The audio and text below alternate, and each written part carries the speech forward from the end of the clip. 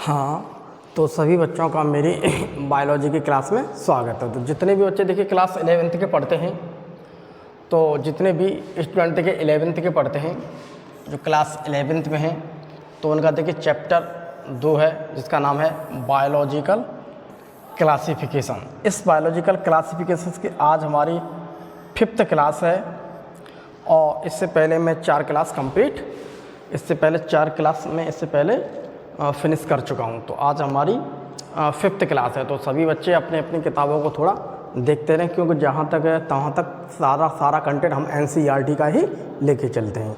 तो चलो आज हम देखते हैं। आज हमें ये देखना है कि आज की जो मेरी क्लास है 5, इस 5 क्लास में आज मुझे पढ़ना क्या है। आज की हमें क्लास में पढ़ना है किंगडम प्रोटिस्टा। आज हम प्रोटिस्टा के बारे में बात करेंगे। अगर मैं क्लासिफिकेशन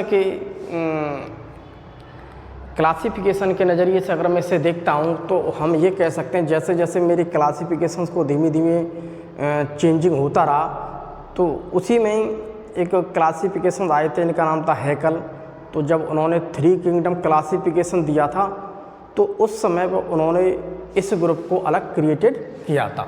तो हम ये कह सकते हैं जो मेरा ग्रुप है प्रोटिस्टा, ये क्या है, क्रिएटेड बाय हैकल। तो ये हैकल के द्वारा क्रिएटेड किया गया, हैकल के द्वारा इस ग्रुप को बनाया गया। तो इस प्रोटिस्टा करें तो थोड़ा हम सभी समझ लेंगे कि आज प्रोटिस्टा क्या है क्या नहीं, इसी के बारे में समझेंगे। ज़्यादातर कंसेप्ट NCERT का ही है। तो आज हम थोड़ा ये यहाँ पर देखते हैं कि जो प्रोटिस्टा की बात करते हैं, तो देखिए ये है मेरे प्रोटिस्टा, ये हैं हमारे प्रोटिस्टा। तो ये वो ऑर्गेनिज्म हैं जो प्रोटिस्टा में आते हैं। तो ये वो ऑर्गेनिज्म हैं। पहली बात ये बात करते हैं तो ये एक यूनिसेल्युलर हैं। दूसरी बात, इनके अंदर देखने के लिए मुझे यूकैरियोटिक सेल मिलती है। इनके अंदर देखने के लिए हमें क्या मिलती है, यूकैरियोटिक सेल मिलती है और यूनिसेल्युलर है। तीसरी बात हम देखिए यहाँ पर देखते हैं तो ये है मेरे पास प्रोकैरियोटिक यानी कि मोनेरा। यहाँ पर मुझे देखने के लिए क्या मिलती है, प्रोकैरियोटिक सेल। यहाँ पर हमें देखने के लिए क्या मिलती है, प्रोकैरियोटिक सेल। तो यहाँ पर प्रोकैरियोटिक सेल देखने के लिए मुझे मिलती है और ये है मेरी यूकैरियोटिक सेल। और इसके नीचे मैं देखता हूँ यहाँ पर मुझे देखने के लिए यूकैरियोटिक सेल ही मिल रही है, बट यहाँ पर मुझे देखने के लिए मल्टी सेल्यूलर मिल रहे हैं। तो हम यहाँ पर देखिए ये कह सकते हैं कि जो मेरा प्रोटिस्टा ग्रुप है वो क्या है, वो धीमे धीमे अगर मैं प्रोटिस्टा ग्रुप को देखता हूँ तो मेरे जो एक कोशिकीय जो यूनिसेल्युलर जो यूकैरियोटिक हैं, जो मेरा एक कोश की ये कोश की यूकैरियोटिक सेल वाले जितने भी जीव हैं वो कहीं न कहीं इस प्रोटिस्टा यानी कि हम इस प्रोकैरियोटिक जो मेरे उन प्रोकैरियोट्स और मल्टी सेल्यूलर यूकैरियोट्स के बीच में कहीं न कहीं इनका कोई न कोई एक कनेक्शन है। तो पहले लाइफ में देखिए सबसे पहले लाइफ की ओरिजिन यहाँ से हुई, यहाँ से लाइफ की क्या हुई, ओरिजिन यहाँ से सबसे पहले ये यहाँ से आके धीमे धीमे क्या हुआ, उनके अंदर मॉडिफिकेशन शुरू हो गई। और धीमे धीमे क्या, जैसे मेरा वातावरण था उस वातावरण करता धीमे धीमे क्या पृथ्वी पर चेंजिंग आई और उसके बाद इनका डेवलपमेंट है। उसके बाद ये डेवलप हुए, इस डेवलप के बहुत सारी चेंजिंग आते धीमे क्या, फिर उसके बाद एक कोशिकी से बहुकोशिकीय बनते गए। तो यहाँ पर देखो यही कहा जा सकता है कि जो मेरा प्रोटिस्टा ग्रुप है वो प्रोटिस्टा ग्रुप कहीं न कहीं धीमे हम ये कह सकते हैं वो प्रोकैरियोट्स और मल्टी सेल्यूलर यूकैरियोट्स के बीच की कहीं न कहीं एक संयुक्त कड़ी है। ये कहीं न कहीं देखिए इनको जोड़ रहा है। अब हम थोड़ा इससे आगे चलते हैं। तो देखिए हम यहाँ पर देखते हैं प्रोटिस्टा की बात करते हैं। तो देखिए सबसे पहले हमें यहाँ पर ये देखना है कि देखिए हम इसके थोड़े कैरेक्टर्स को पढ़ लेते हैं। देखिए ऑल सिंगल सेल्ड यूकैरियोट्स, तो जितने भी एक कोशिका वाले जो यूकैरियोट्स हैं, ऐसे जीव जिनके अंदर यूकैरियोटिक सेल मिलती है, मैं उन्हें कहता हूँ यूकैरियोट्स। तो जितने भी एक कोशिका वाले यूकैरियोट्स हैं आर प्लेस्ड अंडर प्रोटिस्टा, उन सबको प्रोटिस्टा के अंतर्गत रखा गया है। But the boundaries of this kingdom are not well defined. लेकिन हम यहाँ पर ये कह सकते हैं कि हम इस किंगडम की बात करते हैं तो इस किंगडम की जो सीमा है वो अच्छी तरह से क्या है, अच्छी तरह से वेल डिफाइंड नहीं है। तो इसकी जो सीमा है, इस प्रोटिस्टा ग्रुप की जो सीमा है, उनको कहीं पर भी हम ये कह सकते हैं अच्छी तरीक़ा से वेल डिफाइंड नहीं किया गया, अच्छी तरीक़ा से हम समझाया नहीं है, हम ये समझ सकते हैं। ठीक है, अब हम ये कह सकते हैं कि दूसरी बात, some members of this group, इस ग्रुप के कुछ जो मेंबर्स हैं, इस ग्रुप के जो प्रोटिस्टा ग्रुप है, उस प्रोटिस्टा ग्रुप के कुछ इस प्रकार के मुझे मेंबर्स देखने के लिए मिलते हैं कि उनमें देखिए बोथ कैरेक्टर्स, उसमें दो कैरेक्टर्स पाए जाते हैं। तो दो कैरेक्टर्स कौन से हो सकते हैं? देखिए, एक कैरेक्टर तो उनमें ऐसा मिल रहा है कि वो कहीं न कहीं प्लांट्स लाइक है, ठीक। दूसरा मुझे कैरेक्टर्स ऐसा मिल रहा है जो कहीं न कहीं एनिमल लाइक है। तो इस कैरेक्टर्स की बात करता हूँ तो ये कैरेक्टर मुझे देखने के लिए क्या मिल रहा है, एक एनिमल लाइक। और इस कैरेक्टर्स की बात करता हूँ तो ये कैरेक्टर मुझे देखने के लिए मिल रहा है क्या, प्लांट लाइक, ठीक। तो इसी प्रकार से यहाँ पर किया गया कि जो मेरा प्रोटिस्टा ग्रुप है, इस प्रोटिस्टा ग्रुप की बहुत सारी जो इस प्रकार की इसकी जो सीमा है, इस जगत की जो सीमा है वो अच्छी तरीक़ा से क्या वेल डिफाइंड नहीं है। तो यहाँ पर हम देखिए, यहाँ पर इस चीज़ को देख सकते हैं। जैसे मान लीजिए कि एक जीव है मेरे पास, मान लीजिए यह है जीव मेरे पास। तो एक जीव की अगर मैं बात करता हूँ, इसकी मैं बात करता हूँ, ये है मेरा यूग्लिना। यूग्लिना की देखिए सबसे पहले बात यह है कि इसके पास दो कैरेक्टर्स होते हैं। एक तो देखिए पहला कैरेक्टर इसका फोटोसिंथेटिक नेचर। अगर फोटोसिंथेटिक नेचर का मतलब है ये प्लांट्स की तरह क्या खाना बनाता है। तो प्लांट्स की तरह खाना बना अर्थात फोटोसिंथेटिक, प्रकाश संश्लेषी है। तो जब प्रकाश होगा तो प्रकाश की उपस्थिति में क्या करेगा, खाना बनाएगा। तो जो प्रकाश की उपस्थिति अपना खाना बना सकते हैं, जो लाइट एनर्जी का प्रयोग करके जो अपना खाना बना सकते हैं, तो हम ये कह सकते हैं वो प्लांट्स की कैटेगरी में आते हैं, उन्हें प्लांट्स की कैटेगरी में रखना चाहिए। बट अगर किसी प्रकार से प्रकाश से नहीं मिल रहा है, इस लाइट नहीं मिल रही है, तो ये क्या करता है, तो ये एनिमल की तरह व्यवहार करता है। तो हेट्रोट्रॉफिक, हेट्रोट्रॉफिक अर्थात ये खाना अपने आप नहीं बना सकता, तो एक प्रीडेटरी के रूप में बात करता है। प्रीडेटरी मतलब इस प्रकार का ये किसी को भी फिर खा सकता है, किसी के ऊपर डिपेंड है। तो यहाँ तो इस पर खाना स्वयं बना रहा है, तो हम यहाँ पर ये कह सकते हैं ये प्लांट लाइक कैरेक्टर्स है। यहाँ खाना नहीं बना रहा है तो ये एनिमल लाइक कैरेक्टर्स है। तो यहाँ पर कह सकते हैं, अर्थात हम ये कह सकते हैं ये एक मिक्सोट्रॉफिक है। तो हम यहाँ पर ये कह सकते हैं कि यूग्लिना अगर मैं देखता हूँ तो यूग्लिना हमें देखने के लिए इस प्रकार का मिलता है। इसमें मिक्सोट्रॉफिक, मिक्सोट्रॉफिक का मतलब मिक्सो का मतलब मिक्स, ठीक। तो मिक्स ट्रॉफिक, ठीक है। ट्रॉफिक का मतलब होता है न्यूट्रिशन, ठीक है, ट्रॉफिक, ठीक है। तो हम यहाँ पर कहते हैं इसमें जो न्यूट्रिशन है, इसका जो न्यूट्रिशन है वो मिक्सोट्रॉफिक है। अगर लाइट है तो ये खाना बना रहा है, अगर लाइट है तो ये खाना बना रहा है, ठीक। ये लाइट है तो खाना बना रहा है, तो ये खाना बना रहा है प्लांट लाइक। अगर लाइट नहीं है तो क्या है, एब्सेंस ऑफ लाइट में क्या है, एक एनिमल जैसा व्यवहार करता है। तो हम यहाँ पर कह सकते हैं कि प्रोटिस्टा ग्रुप के अंतर्गत आने वाले कुछ इस प्रकार के हमें जीव देखने के लिए मिलते हैं, जिसमें हमें कहीं न कहीं दो कैरेक्टर्स देखने के लिए मिल जाते हैं। तो थोड़ा हम और आगे इससे पढ़ते हैं। इसके अलावा देखिए हम एक और दूसरे की बात करते हैं, तो एक और इसी प्रकार से हमें मिल रहा है जिसका नाम है क्लेमाइडोमोनास। इसी प्रकार से हमें एक और मिल रहा है जिसका नाम है क्लेमाइडोमोनास। ये क्लेमाइडोमोनास है। अब हम क्लेमाइडोमोनास के बारे में समझते हैं। तो क्लेमाइडोमोनास की बात करें तो यहाँ भी इस पे क्या है, टू कैरेक्टर्स है। तो यहाँ भी इसके क्या है, हैव टू कैरेक्टर। इसके पास भी दो कैरेक्टर्स देखने के लिए मिले। पहला कैरेक्टर्स देखिए, पहला इसे एक क्लेमाइडोमोनास, इसे देख लिया आप, ये है मेरा क्लेमाइडोमोनास, ठीक है।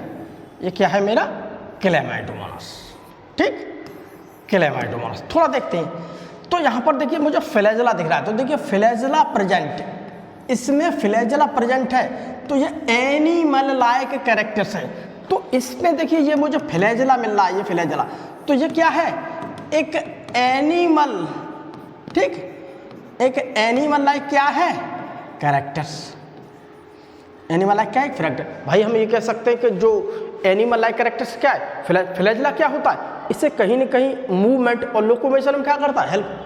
फ्लैजेला का ये काम है, वो लोकोमोशन करेगा, कहीं कि इसकी मूवमेंट में क्या करेगा, हेल्प। तो ये चीज़ फ्लैजेला तो भाई देखने के लिए मुझे उन जीवों मिलती है जो एनिमल की कैटेगरी में रखे जाते हैं। तो ये कैरेक्टर्स हमें इस प्रकार का दर्शाता है, ये कहीं न कहीं फ्लैजेला इसका मिल रहा है, तो ये कहीं न कहीं कैरेक्टर्स क्या है, एक एनिमल जैसा है। दूसरी बात, फोटोसिंथेसिस अकर्स, उसके अलावा फोटोसिंथेसिस यानी कि अगर लाइट आ रही है, कहीं न कहीं से प्रकाश मिल रहा है, तो ये फोटोसिंथेसिस कर रहा है, अर्थात अपना खाना स्वयं बना रहा है। तो जो खाना अपने आप स्वयं बनाते हैं वो क्या है, एक प्लांट लाइक कैरेक्टर्स है। तो हम यहाँ पर ये, जैसे कि मैंने यूग्लिना देखा, यूग्लिना में मुझे क्या फ्लैजेला मिल रहा था, यूग्लिना में ये कंडीशन थी कि अगर प्रकाश है तो अपना खाना स्वयं बनाएगा, अगर प्रकाश नहीं है तो वो क्या है, एक एनिमल जैसा व्यवहार करता है, तो वो खाना किसी को खा सकता है। तो यही यहाँ पर है क्लेमाइडोमोनास में। तो ये क्या है, अगर किसी प्रकार से प्रकाश है तो ये फोटोसिंथेसिस करता है। दूसरी बात, इसमें फ्लैजेला मुझे मिल रहा है देखने के लिए, ये देखिए फ्लैजेला मिल रहा है, लेकिन इसका जो फ्लैजेला ये दर्शाता है कि ये एनिमल जैसा कैरेक्टर्स है।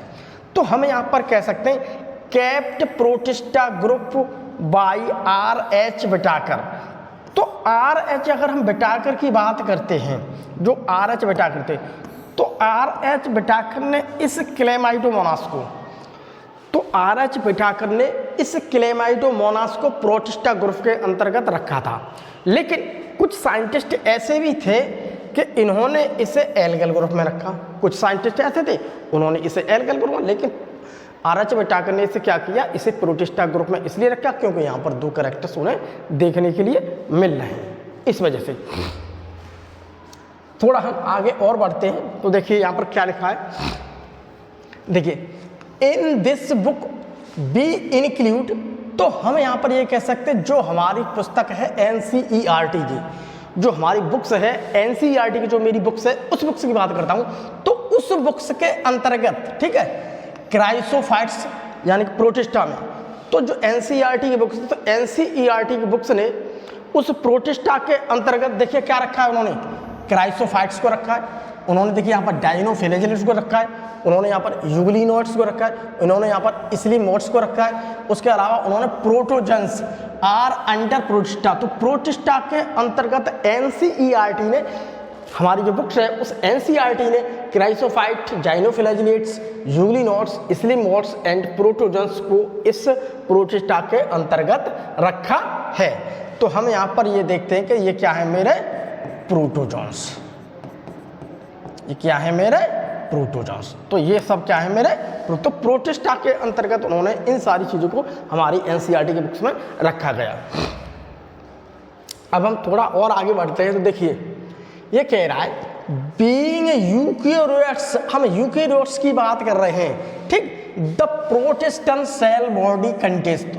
तो अगर हम यूकेरियोट्स की बात करते हैं, तो जो जितने भी मेरे प्रोटिस्टा मिल रहे हैं, यानी कि जितने भी मेरे प्रोटिस्टन मिल रहे हैं, यानी जो प्रोटिस्टा के अंतर्गत आने वाले जो मेंबर्स हैं उन्हें हम कहते हैं प्रोटिस्टन। तो जितने भी प्रोटिस्टन हैं उनकी सेल बॉडी कंटेस्ट, उनकी सेल बॉडी में as well defined nucleus and membrane bound organelles. तो यहाँ पर देखिए मुझे जो भी कुछ ये देखने के लिए मिले, तो यहाँ पर देखिए जो हमारे प्रोटिस्टा ग्रुप था, उस प्रोटिस्टा ग्रुप के लिए सबसे पहली बात यह है कि जो मेरा प्रोटिस्टा ग्रुप था उस प्रोटिस्टा ग्रुप में यूकैरियोटिक सेल्स मिल रही है, और जितने भी प्रोटिस्टा ग्रुप में एक कोश की जो सदस्य आ रहे हैं उसकी सबसे अच्छी बात यह है कि वहाँ पर मुझे देखने के लिए ए वेल डिफाइंड न्यूक्लियस, हमें एक वेल डिफाइंड न्यूक्लियस मिल रहा है, हमें यहाँ पर क्या मिल रहा है, एक वेल डिफाइंड न्यूक्लियस मिल रहा है, ठीक है, हमें यहाँ पर ये क्या मिल रहा है, एक वेल डिफाइंड न्यूक्लियस, ये हमें अच्छा खासा, ठीक है, एक वेल डिफाइंड क्या मिल रहा है मुझे यहाँ पर न्यूक्लियस, ठीक, एक वेल डिफाइंड हमें यहाँ पर न्यूक्लियस मिल रहा है, ये तो दिख रहा है। एंड मेम्ब्रेन बाउंड ऑर्गेनेल्स, और कुछ ऐसे अंग भी मिल रहे हैं कोशिका मेम्ब्रेन बाउंड झिल्ली युक्त मुझे अंग भी मिल रहे हैं, बहुत सारे मुझे यहाँ पर झिल्ली युक्त अंग मिलेंगे, झिल्ली युक्त जैसे माइटोकॉन्ड्रिया। तो हमें यहाँ पर देखने के लिए माइटोकॉन्ड्रिया भी ये मिल रहे हैं, ये हैं इसके मेन फीचर। हमें देखिए ये माइटोकॉन्ड्रिया भी मिल रहा है, उसके अलावा देखिए हमें वेल डिफाइंड न्यूक्लियस भी मिल रहा है, ठीक है। तो ये सारी चीज़ क्या है, हमें कहीं ना कहीं हम ये कह सकते हैं धीमे धीमे पृथ्वी पे क्या हो रहा है, मेरा डेवलपमेंट हो रहा है। और जैसे मेरा प्रोटिस्टा ग्रुप के अंतर्गत आ रहे हैं, तो प्रोटिस्टा ग्रुप के अंदर ये सारी चीज़ हमें अच्छा खासा हमें न्यूक्लियस मिला देखने के लिए। उसके अलावा हमें यहाँ पर एक मेम्ब्रेन बाउंड ऑर्गेनेल्स मिले, यानी कि कोशिका, यानी कि ऐसे अंग मिल रहे हैं, यानी कि झिल्लीबंद, ठीक, झिल्लीबद्ध हमें क्या मिल रहा है अंग, जिसे मैं कहता हूँ माइटोकॉन्ड्रिया, ठीक। अब देखते हैं, अगर हम बात करते हैं single membrane organelles as present, यहाँ पर हमें देखने के लिए बहुत सारे ऐसे मिल जाएंगे जो सिंगल मेम्ब्रेन ऑर्गेनेल्स हैं। उसके अलावा हमें ऐसे भी मिल जाएंगे डबल मेम्ब्रेन ऑर्गेनेल्स प्रेजेंट, कुछ ऐसे अंग भी मिल जाते हैं जिसके ऊपर क्या मुझे डबल मेम्ब्रेन मिलती है। एक तो सिंगल मेम्ब्रेन वाले ऑर्गेनेल्स भी हमें यहाँ पर मिल रहे हैं देखने के लिए इस ग्रुप में। उसके अलावा मुझे कुछ ऐसे अंग भी मिले कोशिका के सेल के जहाँ पर मुझे डबल मेम्ब्रेन वाले होते हैं। तो हमें ये कह सकते हैं ये कहीं ना कहीं क्या है, मेरा एक सही डेवलपमेंट का हिसाब किताब दिख रहा है, यानी ऐसा कह सकते हैं यहाँ पर क्या धीमे धीमे डेवलप होता जा रहा है। तो हम इस चीज़ की बात, तो यहाँ की इसकी सेल की अगर बात करते हैं तो मुझे यहाँ पर देखने के लिए 80S टाइप का राइबोसोम्स भी मिल रहा है। जब हम प्रोकैरियोट्स की बात करते हैं तो प्रोकैरियोट्स मुझे क्या मिला था, 70S टाइप का मिला था, लेकिन हमें यहाँ पर क्या मिल रहा है, 80S टाइप का राइबोसोम भी मिल रहा है देखने के लिए। अब हम थोड़ा और चलते हैं आगे, तो देखिए some members of protista, protista के कुछ सदस्य हैव फ्लैजेला और सीलिया। तो प्रोटिस्टा जो मेरा ग्रुप है उसमें कुछ सदस्य ऐसे भी मिलते हैं, तो वो सदस्य क्या हो, उनके पास फ्लैजेला भी मिलेगा देखने के लिए मुझे और सीलिया भी मिलेगा। तो कुछ इस प्रकार के प्रोटिस्टा के मुझे मिलते हैं जिनके पास देखने के लिए मुझे फ्लैजेला भी मिल रहा है और सीलिया भी मिल रहा है। अब मैं बात करता हूँ फ्लैजेला की, तो देखिए ये एक इस प्रकार का जीव है प्रोटिस्टा के अंदर, यहाँ पर देखने के लिए मुझे क्या मिल रहे हैं, सीलिया। ये देखिए ये बहुत छोटे छोटे हेयर लाइक स्ट्रक्चर है, ये बहुत छोटे छोटे जो हैं हेयर लाइक स्ट्रक्चर। तो ये जो हेयर लाइक स्ट्रक्चर है ये क्या है मेरे, सीलिया। तो ये तो कह रहा है प्रोटिस्टा ऐसे हैं जिनमें मुझे फ्लैजेला सीलिया मिलेगा। उसके अलावा ये देखिए मेरे पास इस प्रकार का प्रोटिस्टा ग्रुप के अंदर आने वाला एक ऑर्गेनिज्म है, तो यहाँ पर मुझे देखने के लिए क्या मिल रहा है, क्या देख रहा है मैंने, फ्लैजेला। यहाँ मुझे फ्लैजेला देखने के लिए मिला, यहाँ सीलिया मिल रहा है। तो आखिर में इनका काम क्या है, इनका काम क्या है, इनका काम है लोकोमोशन करना। ये पैरामीशियम की बात करते हैं, ये प्रोटिस्टा ग्रुप में आता है। दूसरी बात, इसके अंदर सीलिया मिल रहा है, तो सीलिया का काम क्या है, लोकोमोशन। तो सीलिया का काम क्या है, लोकोमोशन। ठीक इसी प्रकार से ये मेरा प्रोटिस्टा के अंतर्गत आने वाला ऑर्गेनिज्म है, जीव है। तो यहाँ पर मुझे देखने के लिए क्या मिल रहा है, फ्लैजेला। तो फ्लैजेला क्या करता है, लोकोमोशन मैन। तो ये सब क्या कर रहे हैं, तो ये सब क्या कर रहे हैं,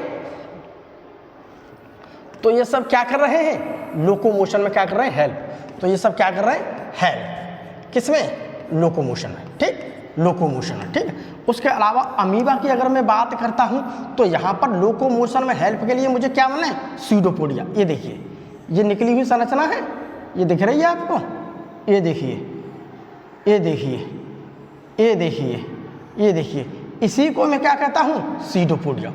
तो अमीबा के अंदर मैं देखता हूँ तो अमीबा के अंदर लोकोमोशन सीडोपोडिया से हो रहा है, पैरामीशियम में लोकोमोशन सीलिया के द्वारा हो रहा है, यूग्लिना में लोकोमोशन फ्लैजेला के द्वारा हो रहा है। तो ये सब क्या है, मुझे लोकोमोशन में क्या कर रहा है, हेल्प।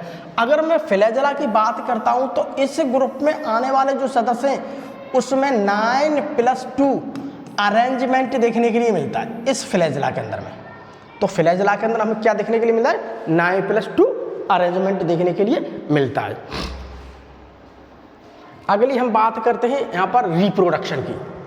अगर मैं प्रोटिस्टा ग्रुप की बात करता हूँ तो प्रोटिस्टा ग्रुप के अंदर हमें ये देखना है कि इसके जो सदस्य होते हैं प्रोटिस्टा के, इसके जो सदस्य हैं वहाँ पर मैं अगर रिप्रोडक्शन की बात करता हूँ तो यहाँ पर मुझे रिप्रोडक्शन की बात करता हूँ तो यहाँ पर रिप्रोडक्शन मुझे असेक्सुअल रूप से, ठीक, उसके अलावा मुझे सेक्सुअल रूप से, मुझे यहाँ पर दोनों ही विधियों से देखने के लिए रिप्रोडक्शन बहुत आसानी से मिल रहा है। हमें यहाँ पर असेक्सुअल रिप्रोडक्शन मिल रहा है और हमें यहाँ पर सेक्सुअली मिला है। तो इस ग्रुप के सदस्य ऐसे हैं जहाँ पर हमें देखने के लिए असेक्सुअल रिप्रोडक्शन और सेक्सुअल रिप्रोडक्शन हमें दोनों विधियों से मिल रहा है। अब मैं अगर बात करता हूँ असेक्सुअल रिप्रोडक्शन की, तो इस ग्रुप के जो सदस्य उसमें असेक्सुअल रिप्रोडक्शन हो कैसे रहा है। तो प्यारे बच्चों यहाँ पर देखिए, अगर हम बात करते हैं असेक्सुअल रिप्रोडक्शन की, तो असेक्सुअल रिप्रोडक्शन की बात करता हूँ मैं अमीबा में। तो ये है मेरा क्या, अमीबा। अमीबा, तो अमीबा के मैं देखता हूँ तो अमीबा के अंदर मुझे रिप्रोडक्शन मिलता है कैसा, बाइनरी। यहाँ पर क्या बनेंगे, 2 सेल्स, ठीक, 2 सेल। तो अमीबा के अंदर रिप्रोडक्शन मुझे देखने के लिए क्या मिलता है, बाइनरी, वो भी इर्रेगुलर। क्यों, क्योंकि अमीबा की शेप क्या है, इसकी शेप क्या है, इर्रेगुलर। इसकी शेप क्या है, इर्रेगुलर। इसकी शेप क्या है, इर्रेगुलर। इसकी शेप है इर्रेगुलर, इसलिए मुझे देखने के लिए यहाँ पर क्या मिलता है, बाइनरी फिशन। दूसरी बात, अगर मैं बात करता हूँ युगलीना की, ये है मेरे पास क्या, युगलीना। युगलीना, अगर मैं युगलीना की बात करता हूँ तो यहाँ भी मुझे असेक्सुअल मिला है, बस कैसे मिल रहा है, एक लॉन्गिट्यूडिनल, ठीक। तो इसमें यहाँ पर ये देखते हैं, सबसे पहले मेरा यहाँ पर क्या हुआ, सबसे पहले क्या हुआ, न्यूक्लियस का डिवीजन हुआ। न्यूक्लियस का क्या हुआ, डिवीजन। उसके बाद फिर क्या हुआ यहाँ पर, साइटोप्लाज्म का डिवीजन। उसके बाद क्या हुआ मेरा, साइटोप्लाज्म का डिवीजन, ठीक है, साइटोप्लाज्म का डिवीजन या साइटोकाइनेसिस कह सकते हैं, और इसे हम कैरियोकाइनेसिस कह सकते हैं, ठीक, इसे हम कह सकते हैं कैरियोकाइनेसिस, ठीक है, कैरियोकाइनेसिस या साइटोकाइनेसिस, साइटोकाइनेसिस। तो हमें यहाँ पर देखते हैं, मुझे यहाँ पर साइटोकाइनेसिस और कैरियोकाइनेसिस मिल रहा है, लेकिन बट कैसे मिल रहा है, लॉन्गिट्यूडिनल। ये मुझे कैसे मिल रहा है, लॉन्गिट्यूडिनल। तो इसे है, ये है मेरा लॉन्गिट्यूडिनल बाइनरी फिशर। तो इस प्रकार के अलैंगिक रिप्रोडक्शन मुझे मिल रहा है। दूसरी बात, अगर मैं बात करता हूँ पैरामीशियम की, तो मैं बात करता हूँ पैरामीशियम की। अगर बात करें तो ये है मेरे पास पैरे, तो पैरामीशियम क्या है, पहले पे क्या हो रहा है मेरे यहाँ पर, कैरियोकाइनेसिस, ठीक, कैरियोकाइनेसिस, अर्थात न्यूक्लियस का डिवीजन, यानी कि न्यूक्लियर डिवीजन, न्यूक्लियर डिवीजन। दूसरा यहाँ पर अब क्या हो रहा है, यहाँ पर साइटोकाइनेसिस, ये देखो हो रहा है, ये देखो, इसका साइटोप्लाज्म इधर हो गया और इसका साइटोप्लाज्म अलग हो गया, तो इसी को कहता हूँ मैं साइटोकाइनेसिस। इसी को हम कहते हैं साइटोकाइनेसिस, ठीक है, या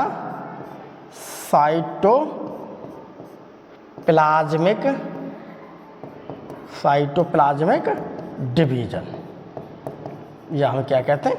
तो यहाँ पर मुझे ये देखने के लिए कैसे मिला है, ट्रांसवर्स। यहाँ देखिए लंबवत रूप में, और थोड़ा समझ लीजिए यहाँ पर देखिए, असेक्सुअल रिप्रोडक्शन मुझे यहाँ पर देखने के लिए मिल रहा है बाइनरी फिशन, इर्रेगुलर टाइप का है। दूसरी यहाँ पर मुझे अलैंगिक जनन देखने के लिए असेक्सुअल रिप्रोडक्शन मिला है लंबवत, ये देखो लंबा लंबा हो रहा है, ये देखो लंबा लंबा, ठीक, ऐसे लंबा ऐसे से अलग हो जाएगी, तो इसे मैं कहता हूँ लॉन्गिट्यूडिनल। और यहाँ पर मैं देखता हूँ तो ये मुझे कैसे मिला है, ट्रांसवर्स, इसे कहता हूँ मैं ट्रांसवर्स। ये कंडीशन अगर ऐसे कर रही है तो ट्रांसवर्स, और ऐसे हो रही है तो लॉन्गिट्यूडिनल। तो यहाँ पर मुझे कैसे देखने के लिए मिल रहा है, ट्रांसवर्स। तो हमें यहाँ पर देखने के लिए कैसा मिल रहा है, ट्रांसवर्स डिवीजन। तो इस प्रकार से यहाँ पर हमें देखने के लिए अलैंगिक जनन मिलता है। उसके अलावा हमें यहाँ पर देखने के लिए सेक्सुअल भी कंडीशन मिलती है। देखिए, but in sexual reproduction process, अगर हम बात करते हैं सेक्सुअल रिप्रोडक्शन प्रोसेस की, ठीक, तो इसमें क्या चीज होता है, इसमें cell fusion and zygote formation होता है।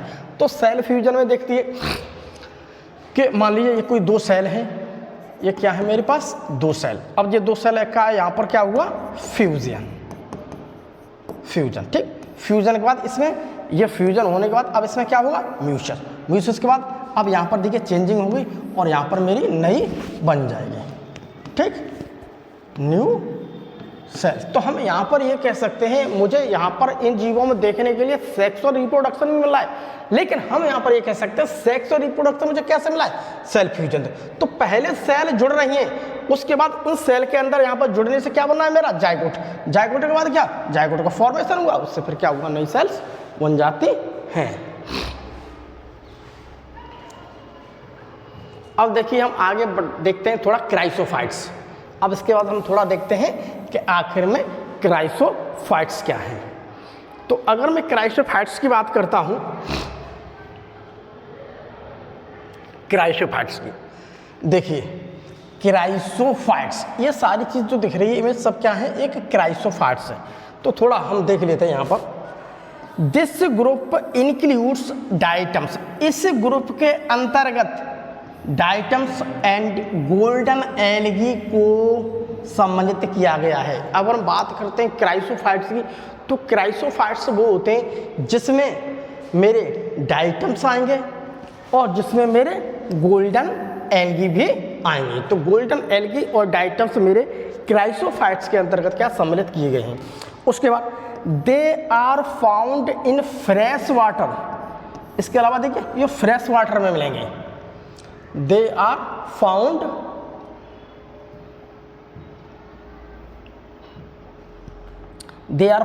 in fresh water। ये देखिए फ्रेश वाटर जिसमें साल्ट की मात्रा न हो, बहुत न हो, ये समझिए। इसके अलावा एज वेल इज मैराइन, इसके अलावा ऐसे भी वाटर में मिलेंगे जहाँ पर साल्ट की मात्रा कुछ है, समुद्री पानी मिलेंगे, ठीक है। तो यहाँ पर हमें देखने के लिए फ्रेश वाटर मिले और समुद्र के पानी में एनवायरनमेंट, यानी कि समुद्र। हम यहाँ पर ये कह सकते हैं कि यहाँ पर अगर मैं क्राइसोफाइट्स को देखता हूँ तो क्राइसोफाइट्स देखने के लिए मुझे फ्रेश वाटर मिले, इसके अलावा मैराइन एनवायरनमेंटल, यानी कि जो मेरा समुद्र है तो समुद्र में ही मुझे यहाँ पर देखने के लिए क्या है, मैराइन में मुझे देखने के लिए आसानी से मिल रहे हैं। तो थोड़ा हम यहाँ पर और आगे समझते हैं। तो देखिए पहली बात, दे आर माइक्रोस्कोपिक, ये बहुत छोटे होते हैं, अर्थात हम इसे सूक्ष्मदर्शी से ही देख सकते हैं। तो ये क्या है, दे आर माइक्रोस्कोपिक, बहुत छोटे हुए, ठीक है। एंड फ्लोट पैसिवली, और ये तैरते रहते हैं और चलते रहते हैं पैसिवली इन वाटर करेंट, ठीक, एज ए प्लैंकटन। तो जिस प्रकार से मेरे बड़े बड़े तालाब समझ लीजिए, आप झील समझिए, उसमें बहुत छोटे छोटे मुझे प्लैंकटन दिखते हैं। तो जैसे जैसे पानी मेरा इस धारा की तरफ बह रहा है तो प्लैंकटन्स भी उसी की तरफ चले जाते हैं। तो ठीक इसी प्रकार से ये समझ लीजिए, ये क्या कह रहा है, float passively in water current, जहाँ पर पानी की धारा चल रही है उस पानी की धारा में क्या है, ये चल जाते हैं प्लैंकटन्स की तरह, ठीक है। Most of them are photosynthetic, अगर अधिकांश की बात करता हूँ तो अधिकांश देखने के लिए मुझे कैसे होते हैं, फोटोसिंथेटिक, अर्थात ये प्रकाश संश्लेषी होते हैं, ठीक है।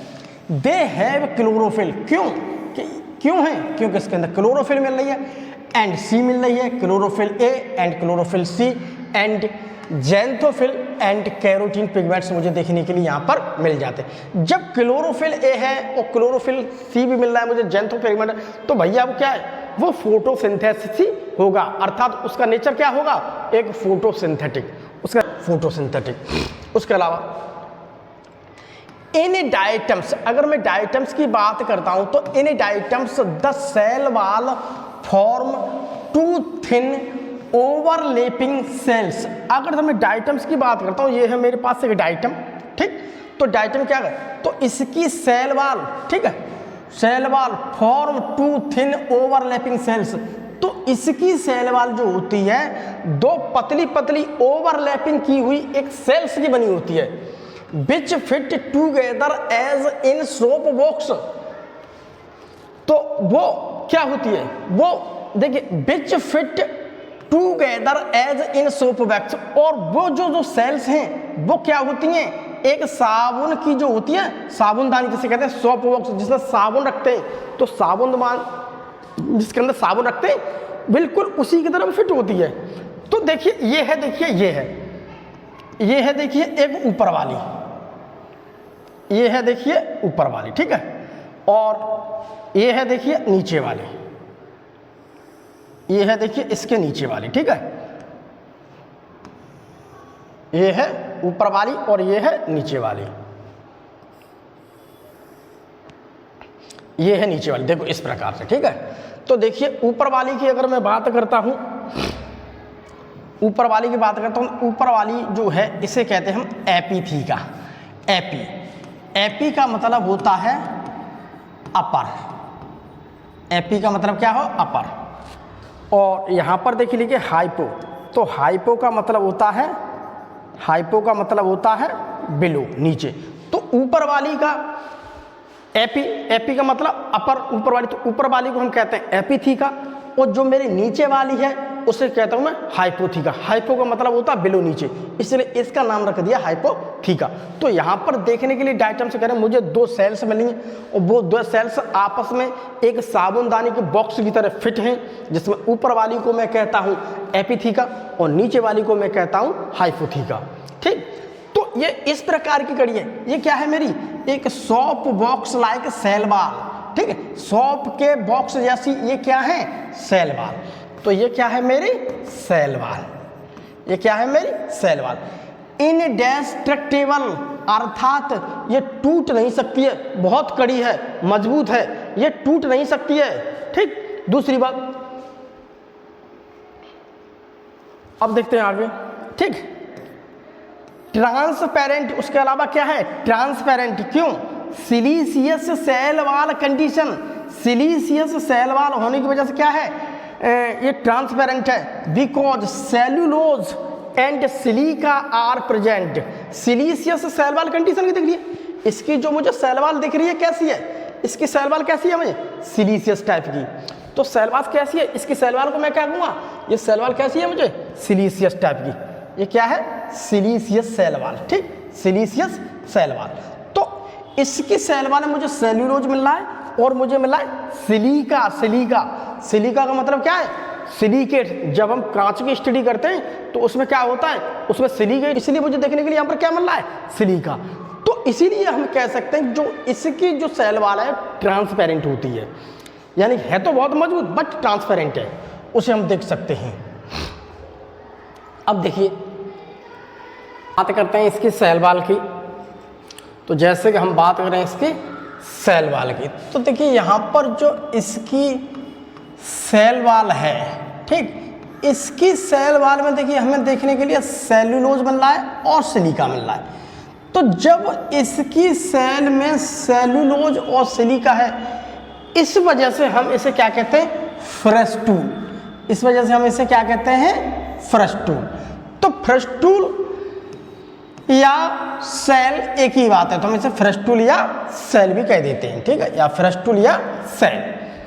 तो ऊपर वाली जो लेयर है, ऊपर वाली को हम कहते हैं एपिथीका, ठीक, और नीचे वाली को हम क्या कहते हैं, हाइपोथीका, हाइपोथीका, ठीक है। तो देखिए अगर इस पूरी को हम क्या कहते हैं, और ये पूरी दोनों मिलकर के हम क्या कहेंगे, दोनों मिलकर के हम क्या कहेंगे, फ्रस्टूल या सेल। तो ये देखिए फ्रस्टूल या सेल क्या, दो मानिए। तो एक तो है देखिए मेरे पास अपर, एक तो हमारे पास अपर, अपर क्या है मेरी, एपिथीका। तो अपर वाली देखिए ये है, तो अपर वाली क्या है मेरे पास, ये यहां से लेकर के यहां तक ये क्या है मेरे पास अपर, और उसके बाद ये क्या है मेरी नीचे वाली क्या है आपकी हाइपोथीका। तो यहां पर देखिए ऊपर वाली को हम कहते हैं एपिथीका और नीचे वाली को हम क्या कहते हैं, हाइपोथीका। अब देखिए दीज बाल्स, इसकी जो बाल्स है, इसकी जो लेयर्स है, दीज वाल्स हैव सिलिका। तो हमें खूब पता है कि इसकी जो लेयर्स है, जिसे सेल वाल कहते हैं, उस सेल वाल के अंदर मुझे देखने के लिए क्या मिल रहा है, सिलिका। तो सिलिका होने की वजह से ड्यू टू विच, ठीक है, तो सिलिका की वजह से can not easily break down. तो इसमें सिलिका होने की वजह से हम क्या है, ये आसानी से क्या होती है, ये आसानी से टूट नहीं सकती है, आसानी से इसका ब्रेक डाउन नहीं हो सकता है। अर्थात हम ये कह सकते हैं इसका आसानी से क्या नहीं हो सकता है, डिकम्पोज। तो ये आसानी से क्या नहीं हो सकती है, डिकम्पोज। देखिए डिकम्पोज। ठीक है, तो डिकम्पोज का मतलब होता है टूटना। जैसे मान लीजिए ये है मेरा एक शरीर, ठीक, ये है मेरा शरीर। अगर मैं शरीर की बात करता हूं तो ये शरीर हमारा किससे बना है? सेल से मिलकर के बना है। ये हमारा शरीर किससे मिलकर बना है? सेल से। तो ये क्या है? मेरी सेल। तो हमारा शरीर किससे मिलकर के बना है? सेल से। तो जब कोई चीज़ छोटी छोटी छोटी छोटी चीज़ों से मिलकर के बनती है तो उसे मैं कहता हूँ कंपोज। उसे मैं क्या कहता हूँ? कंपोज। ठीक। और अगर किसी प्रकार से जो मेरा ये शरीर है, अब इसे तोड़ दो, ठीक, छोटे छोटे कीड़ों के द्वारा तोड़ देते हैं तो टूट करके क्या होगा? छोटे छोटे टुकड़े में बिखर जाएगा, अर्थात ये गल जाएगा। ठीक। तो हम ये गलने का मतलब क्या है? एकदम डिग्रेड होना। तो मैं इसी को क्या कहता हूँ? डिकम्पोज। डिकम्पोज का मतलब क्या होता है? जो बड़ी चीज है, जो बड़ी चीज है उसका छोटे छोटे छोटे छोटे पार्ट्सों में टूटना ही मेरा डिकम्पोज कहलाता है। और कंपोज क्या है? छोटे छोटे छोटे छोटे पार्टों से मिलकर बड़े पार्ट का बनना। ये छोटी छोटी सेलों से मिलकर के मेरा बड़ा शरीर बन गया, इसे मैं कहूँगा कंपोज। यानी कि वो शरीर क्या है? कंपोज्ड ऑफ सेल्स, सेल से मिलकर के बना है। अब जैसे ही कोई व्यक्ति मर जाता है तो उसका इतना बड़ा शरीर क्या होता है? धीमे धीमे जमीन के अंदर गाड़ देते हैं। तो जमीन में क्या होता है? मेरे वायरस हैं, मेरे बैक्टीरिया हैं, तो क्या करेंगे? उसको डिग्रेड कर देंगे, उसे खा जाएंगे, अर्थात उसे छोटे छोटे छोटे छोटे टुकड़ों में क्या करेंगे? खा जाएंगे। तो छोटे छोटे टुकड़ों में टूटने को क्या कहते हैं? हम डिकम्पोज कहते हैं। तो यहाँ पर इसी को क्या कहते हैं? डिकम्पोज। तो यही तो देखो लाइन लिखी है कि दीज बाल्स हैव सिलिका, इसमें सिलिका होने की वजह से due to which can not easily break down, ये आसानी से नहीं टूट सकती है, अर्थात इसका डिकम्पोजन हो सकता है। तो सिलिका एक ऐसी चीज है जिसका क्या है? डिकम्पोज नहीं सकती, जिससे क्या है? जो सड़ गल नहीं सकती है, अर्थात उसका डिकम्पोज नहीं हो रहा है। तो हम ये कहेंगे इसका डिकम्पोज नहीं हो सकता है। तो देखिए थोड़ा हम और आगे चलते हैं। देखिए 10 तब items have left behind large amount of cell wall deposits. ये तो कोई क्या कर दिया है? तो हमें कुछ पता है कि जैसे जैसे मेरे जो डाइटम्स होते हैं, तो डाइटम्स की बॉडी में देखता हूँ तो डाइटम्स की बॉडी में, तो डाइटम्स की जो बॉडी है वो किसकी बनी है? वो डाइटम्स की बॉडी बनी है सेल्यूलोज की बनी है। उसके अलावा किसकी बनी हुई है? वो सिलिका की। तो सिलिका होने की वजह से तो डाइटम्स तो मर गए, वही तो कह रहा है। 10 डाइटम्स हैव लेफ्ट, जब डाइटम्स मर जाते हैं, चले जाते हैं, behind large amount of cell wall deposits. तो जब वो डाइटम्स जो थे वो डाइटम्स तो मर गए, लेकिन अब वो मरने के बाद क्या हुआ? उनकी जो बॉडी है, आप ये कह सकते हैं उनका कंकाल कह सकते हो आप, कंकाल। ठीक, जैसे इंसान है, इंसान मर गया, इंसान मरने के बाद क्या बचता है? उसकी हड्डियां बचती हैं। तो हड्डियां फिर भी क्या होती हैं? गल जाती हैं ज़्यादातर देखते हैं। लेकिन यहाँ पर क्या है? सिलिका होने की वजह से जो डाइटम्स की सेल वॉल है वो गल नहीं रही है। ये बात का मतलब है कि डाइटम्स क्या है? गल वाली है। अर्थात जब वो मर जाते हैं तो अपने पीछे सेल वॉल डिपॉजिट्स, बहुत ज़्यादा सेल वॉल क्या है? छूट जाएंगे। ये बहुत सारे डाइटम मर चुके हैं। राइट, जैसे इंसान होते हैं, इंसान मर रहे, तो हम काफी दिनों बाद देख रहे हैं इंसान का मांस तो सब गल गया, लेकिन उसकी क्या बची हैं? हड्डियां बचती हैं। तो हड्डियां बची, इसका मतलब क्या है? वो हड्डियां क्या हुई? डिकम्पोज नहीं हो पाई, अर्थात वो हड्डियां गल नहीं पाई। तो इसी प्रकार से ये कह सकते हैं कि जो मेरे डाइटम्स हैं, उन डाइटम्स के अंदर मुझे सिलिका मिल रहा है। सिलिका मिलने की वजह से क्या है? वो गल नहीं रहा सिलिका, और बहुत सारे मेरे डाइटम्स हैं, वो डाइटम्स मर गए। लेकिन मरने के बाद क्या? वो सिलिका की एक चादर सी वहां पर पड़ी है। सिलिका की क्या पड़ी है? एक चादर सी। वो इकट्ठे हो गए, बहुत ज्यादा ढेर इकट्ठे हो गए। ये देखो इकट्ठे हो गए, ठीक, ये देखो इकट्ठे हो गए। ये इकट्ठे क्यों? क्योंकि उसकी बॉडी के अंदर मुझे क्या मिल रहा था? सिलिका। उसकी बॉडी के अंदर मुझे क्या मिला था? सिलिका। तो सिलिका की वजह से क्या? वो तो मर गए, लेकिन अपने पीछे इन देयर हैबिटेट, जो उनका आवास था, मतलब जहां पर मेरे बहुत ज्यादा मात्रा में क्या थे? डाइटम्स थे। डाइटम्स मर गए, तो डाइटम्स तो मर गए, लेकिन उनकी क्या? उनकी सेल वॉल बची है, क्योंकि उसमें क्या था? सिलिका। तो वो गल नहीं पाए, तो इकट्ठे होते होते होते ढेर सा बन गया। तो ये देखो बहुत बड़ा क्या बन गया?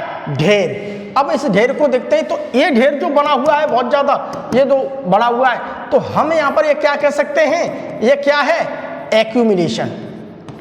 ठीक, एक्यूमुलेशन, ठीक, ऑफ डेड डाइटम्स। ठीक, डेड डाइटम्स। डेड डाइटम्स का क्या है? ये एक्यूमुलेशन। तो जिसे मैं क्या कहता हूँ? डाइटामाइट। इसी को मैं क्या कहता हूँ? डाइटामाइट। इसी को मैं क्या कहता हूँ? डाइटामाइट।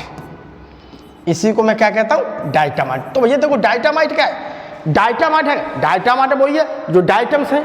तो डाइटम्स की जो सेल वाल है उसमें मुझे सिलिका मिल रहा है, सिलिका भी ये गल नहीं रहा, और क्या है, बहुत ज़्यादा ढेर इकट्ठे हो गए। तो जो ढेर इकट्ठे हो गए, काफ़ी सालों से पड़े हुए, बरसों से पड़े हुए, उस ढेर को ही मैं क्या कहता हूँ? डाइटामाइट। उसी ढेर को मैं क्या कहता हूँ? डाइटामाइट। इस बात को ध्यान रखते हैं, उसी को क्या कहता हूँ मैं? डाइटामाइट।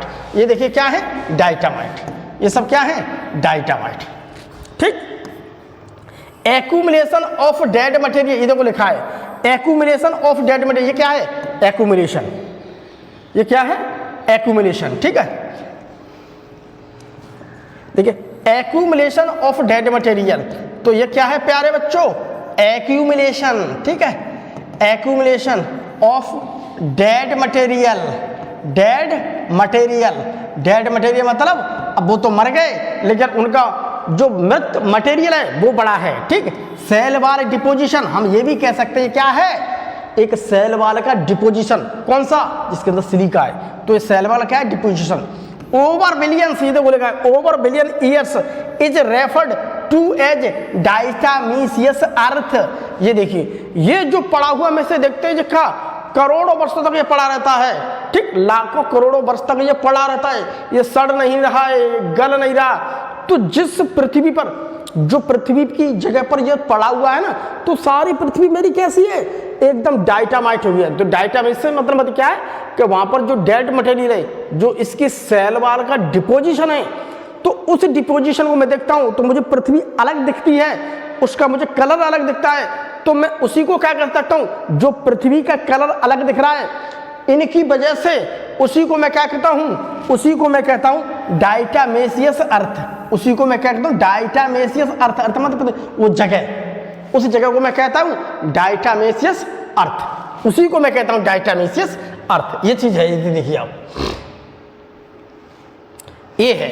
इसे जहां पर ये बहुत ज्यादा मात्रा में पड़े हुए पृथ्वी की जिस जगह पर, ये हजारों लाखों करोड़ों वर्षों तक पड़े रहते हैं, वही तो देखो लिखा है ओवर बिलियंस। ये देखिए ओवर बिलियंस, ओवर बिलियंस लिखा हुआ है। ओवर बिलियंस, बिलियंस से भी अधिक। ठीक है, ओवर बिलियंस क्या है? ये पड़े रहते हैं, उन्हीं को मैं, जहां पर ये पड़े हुए हैं उसे मैं कहता हूं डाइटामेशियस अर्थ। उसी को मैं क्या कहता हूं? डाइटामेशियस अर्थ। अब इस डाइटामेशियस अर्थ को जब हम गौर से देखते हैं तो हम इसे पीस सकते हैं। तो थोड़ा हम इसे जब थोड़ा इसे देखते हैं तो पीसे हूं, तो ये क्या है? एक गिरटी होता है। गिरटी का मतलब क्या है? गिरटी का मतलब क्या है? ये किरकिरा। ठीक, क्यों? जैसे बालू होती है किरकिरी, जैसे बालू की तरह किरकिरा। ठीक है, बालू की तरह किरकिरा, बालू की तरह किरकिरा। ठीक, ये समझ लीजिए। तो being gritty this soil used in, तो ये जो मिट्टी है जो बालू की तरह किरकिरी है, ये क्या है? बालू की तरह किरकिरी। ठीक है, ये जो बालू की तरह किरकिरी है, ठीक है, जिसे मैं क्या कहता हूं? डाइटामाइट। ये क्या है मेरी? डाइटामाइट। इसे मैं देखता हूं, तो इसे मैं कहाँ यूज कर सकता हूं? बर्तनों के, मेटल के जो बर्तन होते हैं उसकी पॉलिश करने में, बर्तनों की पॉलिश में। उसके अलावा इसे क्या मैं यूज करता हूं? फिल्ट्रेशन ऑफ ऑयल, ऑयल के फिल्ट्रेशन में। उसके अलावा हम क्या यूज कर सकते हैं? फिल्ट्रेशन ऑफ सीरप्स, सीरप के फिल्ट्रेशन में हम इसे यूज कर सकते हैं। ठीक, ये हमें इसका क्या है? ये यूज्ड, इसे हम यहाँ पर यूज कर सकते हैं। देखिए, diatoms are the chief producers in the oceans. अगर मैं डाइटम्स की बात करता हूं तो डाइटम्स की बात करूं तो डाइटम्स मुझे क्या है? इस पृथ्वी पर क्या है? इस समुद्र में मुझे क्या मिले? समुद्र बहुत ज़्यादा मिले देखने के लिए। तो इसीलिए मैं क्या कहता हूँ? ये क्या है वहाँ के? Chief producer. ये क्या है वहाँ के? चीफ प्रोड्यूसर, अर्थात मुख्य उत्पादक। क्या है ये? मुख्य उत्पादक, चीफ प्रोड्यूसर। ये क्या है? मान ली उसके क्या है? Chief producer. तो ये है हमारे उसके चीफ प्रोड्यूसर। आज की क्लास का हम यहीं पर समापन करते हैं। अगले लेक्चर में इससे आगे हम पढ़ेंगे। तब तक के लिए बाय बाय।